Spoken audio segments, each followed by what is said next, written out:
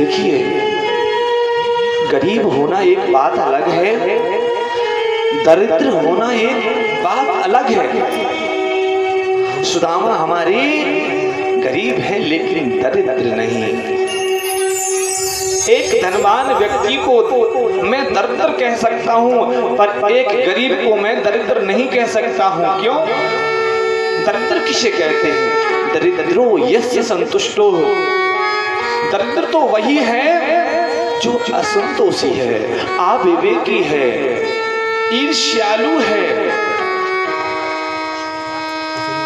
जो विषयों में जिसकी अनुरक्ति है, जिसके मन में असंतोष है, वही दरिद्र है। लेकिन जब आवे संतोष धन, सब धन धूरी समान, संतोष रूपी धन जिसके पास है आ जाए सज्जनों, फिर वो दरिद्र नहीं है, दरिद्र थोड़े ही है भक्तों। सुदामा ने अपने जीवन में एक भी पैसा किसी से मांगा नहीं है। एक संत बड़े विद्वान हैं, पढ़े लिखे थे। एक बार वो महात्मा मार्ग में जा रहे थे। संत ने मार्ग में फूटी कौड़ी पड़ी हुई थी। एक पैसा को पहले कौड़ी बोलते थे पहले जमाने में, 1 रुपए। संत ने उस पैसे को उठा करके अपने कमंडलू में रख लिया। लोगों ने पूछा, महाराज बाबा इस कौड़ी को लेकर के, इस रुपयों को लेकर के आप क्या करोगे? अरे तुम तो त्यागी संत हो, तुमको क्या जरूरत है रुपए और पैसों की? महात्मा बोले, मेरे तो किसी काम की नहीं है, पर कोई दरिद्र मिलेगा उसको दे दूंगा, कोई दरिद्र मिलेगा उसको दे दूंगा, उसके काम आ जाएंगे। कितने ही मंदिरों में गया, कितने ही मंदिरों के तीर्थों के किनारे गए, संत ने देखा कोई दरिद्र नहीं मिला। कितनी गरीब झोपड़पट्टियों में जाकर के देखा, तब भी कोई दरिद्र नहीं मिला। एक बार महात्मा जी मार्ग में जा रहे थे। प्यारे भक्तों, मार्ग के सामने एक बड़ी भारी सेना को लेकर के एक बादशाह आ रहा था, कह रहा था, मारो मारो काटो लूटो, इस प्रकार बोल रहा था। भगदड़ मची हुई है। लोगों ने कहा, बाबा रास्ता को छोड़ दो। महात्मा जी तो मग्न होकर के प्रभु के भजन में मस्त थे। जब लोगों ने कहा रास्ता छोड़ दो, पश्चिम दिशा का कोई राजा ने पूर्व दिशा के राजा के ऊपर युद्ध के लिए चढ़ाई कर दी है, लाखों नर-नारी मारी जाएंगे, रास्ता छोड़ दीजिए महात्मा जी, नहीं तो हाथी के पैर के नीचे कुचल जाओगे आप। संत बोले, क्यों? पश्चिम के राजा ने पूर्व के राजा पर चढ़ाई क्यों की?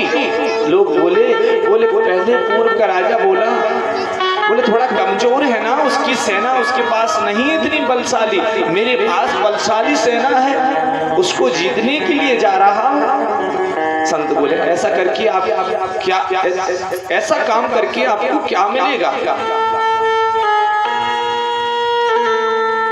बोले, पूर्व के राजा के खजाने को लूट करके ले आऊंगा। संत बोले, उसके पास खजाना कम है। लोग बोले, नहीं, लेकिन ये खजाना लूट करके अपने खजाने को बढ़ाएगा। महात्मा जी बोले, मिल गया, बोले मुझे दरिद्र मिल गया।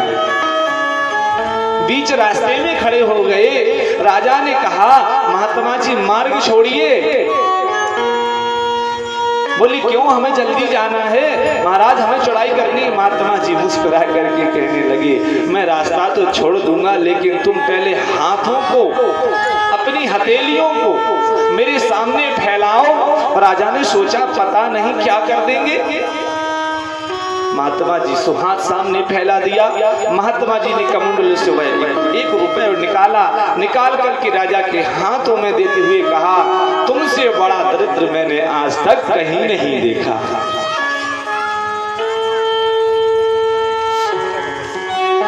इसलिए तो कहते हैं, दरिद्र यस्य संतुष्टो, दरिद्र वही है जो असंतोषी है। भयंकर गरीबी है सुदामा जी के पास। सुदामा जी के जीवन में लेकिन गरीबी है, लेकिन मांगते नहीं है। सत्संग के माध्यम से, पूजा के माध्यम से जो प्राप्त हो जाए, कथा कीर्तन में जो आ जाए, उसी से घर का पालन करते हैं।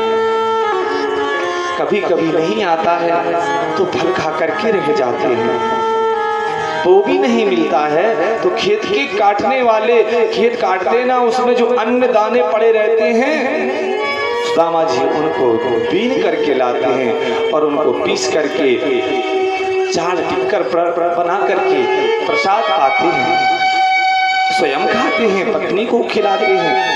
और उनकी पत्नी के मन में बड़ी भारी पीड़ा हुई, बेचारी क्या करे, बड़ा भारी उसके मन में क्लेश हुआ। एक दिन हाथ जोड़ करके सुदामा जी से बोली, सुनिए, आप मालूम है मुझे कि द्वारका नाथ जो श्री कृष्ण हैं वो आपके परम प्रिय मित्र हैं, आपके बचपन के मित्र हैं। देखिए सुदामा जी महाराज के नेत्र सजल हो गए और अपनी पत्नी से बोले, देवी तुमने कितनी पुरानी बात याद दिला दी मोहे। अरे कृष्ण केवल मेरा मित्र ही नहीं, अरे मेरा तो लंगोटिया यार है। दोनों एक संग रहते थे, एक साथ पढ़ते थे, एक साथ खेलते थे। अरे आजकल वो द्वारका का राजा है और मैं अपनी कुटिया का राजा हूं। सुदामा जी की पत्नी ने कहा, सुनिए, क्या आपके मन में कभी ये नहीं आता कि द्वारका नाथ से मिलने की इच्छा प्रकट हो? सुदामा जी बोले, देवी ऐसा कौन सा संसार में मनुष्य है, ऐसे संसार में कौन सा प्राणी होगा जो कृष्ण जैसे मित्र को पाकर के बार बार नहीं मिलना चाहेगा।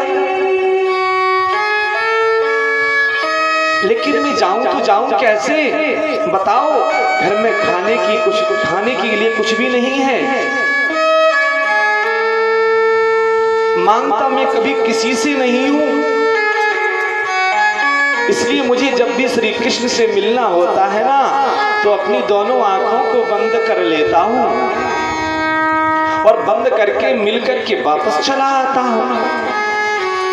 पत्नी ने सोचा, तब तो हो गया कल्याण, तब तो कल्याण हो गया। अरे जब तक शरीर से नहीं जाओगे, तुम जब शरीर से कृष्ण को नहीं देखेंगे तो गरीबी कैसे मिटेगी।